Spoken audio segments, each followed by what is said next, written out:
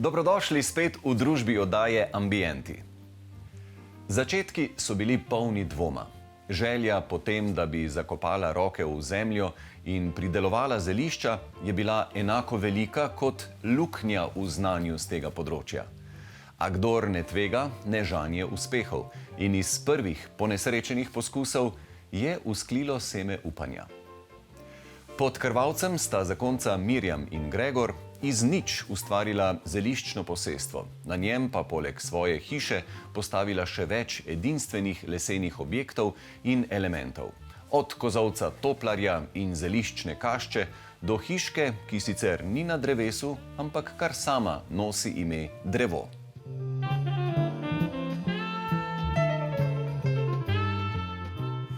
Tale mini hiška stoji približno 4 metre nad tlemi in upravičeno ji lahko rečemo mini, kajti njena površina znaša približno 10 kvadratnih metrov. Ampak zaradi veličastnih razgledov proti Gorenjski in zaradi dehteče okolice ji v resnici lahko rečemo kar razkošna. Mirjam, vidva z možem že dobrih 20 let tukaj ustvarjata svoj zeliščni raj, ampak kako je pa prišlo do ideje z leseno hiško? Ja, moj mož ima očitno ogromno enih kreativnih idej v svoji glavi. Izgleda, da je to njegova protiutež za službo, ki jo opravlja.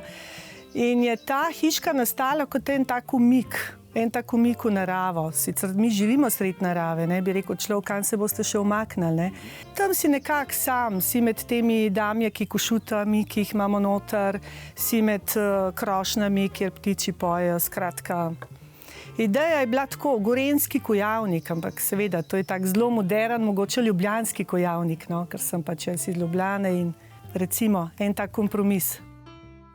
Hiška je začela nastajati pred 10 leti in sicer po načrtih arhitekta Boštjana Debelaka, s katerim sta zakonca sodelovala že prej. V celoti je izdelana iz okoliškega macesnovega in smrekovega lesa, nezaščitenega in nebarvanega. Kot protiutež pa je arhitekt uporabil še železo. Boštjan, zasnovali ste tole hiško in čisto vse, kar je tudi v njej. Pa mi najprej povejte, a je zaradi majhnosti hiše tudi manj dela pri projektiranju? Dela je bistveno več. Zrisan je bilo cel kup detajlov, v bistvu vsi detajli. Nobena stvar ni serijska, niti stikala za luč požigati. Vse je podrejeno pač tej dimenziji, približno tako kot na jadrnici ali pa v avtodomu, da si lažje predstavljamo, ne? Treba je narediti mizo, ki jo zložiš, kadar je ne rabiš, ne? Stopnice na zgornji podest lahko služijo kot stol in podobne rešitve, ne? Kakšno ime ima ta projekt in zakaj? Ker to veliko pove tudi o sami zasnovi. Mi naslavljamo ta objekt kot opazovalnica. Vse se vrti okoli tega, da ti omogoča opazovanje divjadi, omogoča, da divjad opazuje tebe, lahko opazuješ, kako pravzaprav greš malo v sebe. Konstrukcija hiše je prikaz zanimivih arhitekturnih rešitev. Od okroglih oken, ki objektu dajo dušo, do navzven nagnjenih vrat, ki sledijo liniji vej. Ker so vrata v nagibu, tvorijo napušč, odpirajo pa se s pomočjo vitla oziroma vzvoda s protiutežjo. Ta pomaga, da za odpiranje ne potrebujemo več kot 2 prsta. V notranjosti kraljuje en prav poseben stol. Kakšna je njegova zgodba? To je en moj izdelek iz časov takoj po diplomi. En del mojega kreativnega življenja je šel v to smer in gospa Mirjam je bila ena od prvih naročnic, za katero sem ga oblikoval in naredil lastnoročno, in ta stol je zdaj tukaj noter. Rečemo, del opreme, če bo stol ves čas, ne vemo, ampak kakorkoli je prostor tudi za tak stol, ne? Poleg ostale opreme, ki je narejena pač unikatno od tuš kabine, umivalnika.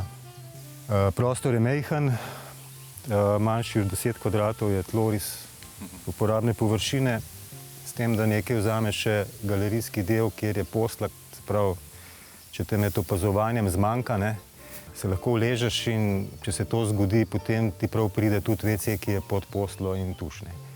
Te lahko zmanjka tlele noter tudi za 3 dni brez težav, ne? Lahko. Je pa pač velikost, jaz mislim, da se da na teh 10 kvadratih živeti, ne. Je pa seveda velikost sorazmerna z kramo, ki jo je človek pripravljen imeti s sabo ali pa se ji odreči, ne. Mogoče z nekimi kompleksi, ki jih nosi s sabo, ko primerja majhnost proti velikosti, ne. Ampak recimo, da je to neka štartna osnova za razmišljanje, ne, koliko v resnici človek rabi, ne. Če je opazovalnica majhna, pa je toliko bolj razkošno posestvo, ki jo obdaja. Tu je človek stalno v stiku z naravo, naravnimi materiali, od katerih prevladuje les v najrazličnejših oblikah in starostih. Pravzaprav je res celo posestvo skoraj podkrepljeno z lesom. Graja, ki jo imamo okrog, kjer se pasejo jeleni, damjaki in košute, no, so ograja, 1,5 hektara v bistvu imamo stebre iz kostanja. Vse to so še delali tasti, njegovi bratje ročno. Potem cela terasa recimo je narejena iz kostanjevih hlodov, vse razmejitve mojih zeliščnih gred, recimo vrtov. Najprej so postavili kozolec z letnico 1892, ki so ga pripeljali iz Zagorja. Pripeljan je bil tako, da je prvotno bil na 3 štande, se pravi pri nas ga vidite na 2 štandih, se reče. Razstavili so ga, vse označili, to je bilo delo mojega tasta, mojega moža in še družinskih članov, prepeljali in sestavili. To je bila v bistvu prva stvar na tem posestvu, ki smo jo naredili. Sledile so še druge. Ker je Mirjam zeliščarica, so postavili leseno kaščo, ki je prežeta z eteričnimi vonji. Tu suši zelišča, ki jih nabira na svojih gredicah in v naravi pod krvavcem, meša čaje, jih pakira in shranjuje. Zatem so postavili leseno teraso in džakuzi. Vidim, da je tudi džakuzi lesen tale na terasi. Pa me zanima, kako se po vaših izkušnjah zdaj les obnaša s toliko vode, v stiku z vodo. Zelo dobro. Zelo dobro, ni zaščiten nič kaj posebenega, v bistvu je to čist naravno, tako kot so nam priporočili. Skratka, želja je bila po džakuziju. Veste, ženske imamo vedno kakšne želje, bi rekel moj mož. In moj mož si pač enostavno ni predstavljal imeti džakuzija s kakšno plastiko in je iskal, brskal in z enim sosedom, kle z vasi sta našla v bistvu enega proizvajalca v Estoniji, kjer seveda vsaka hiša ima en tak džakuzi, ker oni imajo ogromen vode, tako so nam razložili. In je gospod prijazno rekel, da se bo pripeljal v Slovenijo, če nas bo 5 naročnikov. In seveda se nas je zbrali 5 in gospod je prišel, sestavil in džakuzi dela že let. Macesen je uporabljen še pri kupolastem lesenem rastlinjaku, za katerega je lastnica idejo dobila na družbenih omrežjih. Če se sprehodimo po zgornjem delu vrta, pa naletimo tudi na les v umetniškem delu. Ja, to je pa kip Petra Jovanoviča, ki je svoj čas krasil sobo mojega moža. Ko pa se je odselil, ker je bilo to njegovo darilo, si je to želel uvekovečiti pri nama na posestvu in zdaj krasi v bistvu prostor nasproti kašče. Ampak tukaj, ker smo pod krvavcem, je tale les, ki je zunaj, izpostavljen kar konkretnim vremenskim razmeram, ne? Vreme tukaj lesa ne špara. Ja, res je, vreme ga ne špara, mi ga ne šparamo, narava, skratka. Les se stara. Les se stara, sam si naredi zaščito in enostavno ga pustimo, da je tak, kakršen je. In tak je najlepši, bi rekli poznavalci.